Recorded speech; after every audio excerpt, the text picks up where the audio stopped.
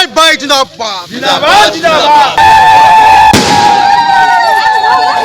दीर्घ दिन हेब अवहेलित होई आसुथिबा ग्राम रे खुशी आसीछि। से परिप्रेक्षी रे आठगड़ तिगिरिया निर्वाचन मंडली जोरंदा पंचायत पाइकरापुर ग्राम रे महिला गोष्ठी केन्द्र एवं लक्ष्मी नारायण दोल मंडप उद्घाटन करिसेंति बीजेपी नेता अभय बारिक। उद्घाटन उत्सव में जोग देइथिले वर्तमान सरपंच कमला नायक सह पूर्वतन सरपंच पूर्वतन समिति सभ्य एवं ग्रामर वार्ड मेंबर और मान्यवर कटक सांसद भर्तृहरि महताब आठगड़ ब्लॉक प्रतिनिधि। ग्रामर समस्त आदिवासी माने ग्रामर पानीय जल बहु असुविधा होइतिबारु लोक माने बीजेपी नेता अभय बारिक को जणाइथिले। संगे संगे विभाग अधिकारी को जणाई खूब शीघ्र समस्यार समाधान हेबो परि प्रतिश्रुति दैछन्ति श्री बारिक। पूर्वतन वार्ड मेंबर आपण मु प्रथम जेतले वार्ड मेंबर हली मो गाँ मते माने साहाय्य देले गले पानी हमर असुविधा पाए किछिटा जाइकी करबा पाए किंतु मु जेते थर कंप्लेन कली हां हां कले पानी हां हां कले देबे बेली किछि कोनोसी राजा स्वाई लोक मैंने यही सिपु पूर्वतन सरपंच भी सी आश्वासना देइसिंदी तांको कथारे पड़िकिनी प्रत्येक जिनिस रे हमकु मिछ आश्वासना देइसिंदी किंतु कोनोसी थरे किछि सुविधा मिलिनी। किंतु आज जोरंदा पंचायत पाइकरापुर गाँव रे दुईटी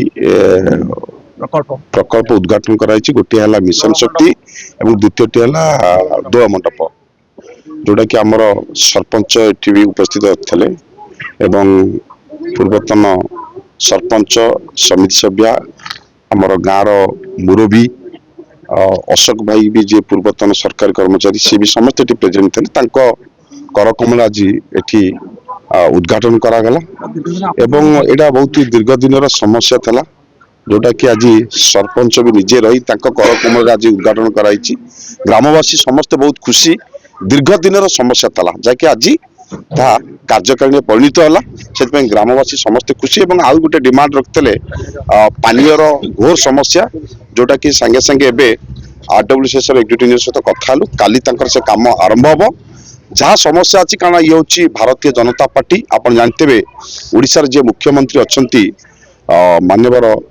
मुख्यमंत्री मोहन चरण माझी से होती लोकों सरकार सब लोकों पाखे ठिया हुई निश्चित भाव में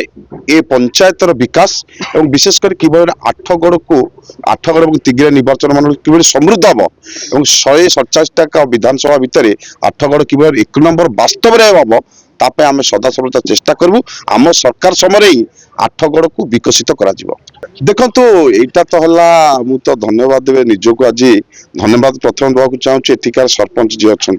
अशोक भाई भी अच्छा सिपु मनोज भाई एठिकार लोकों कर कमल रही। Athagarh Maheswar Bera report metro TV Odisha.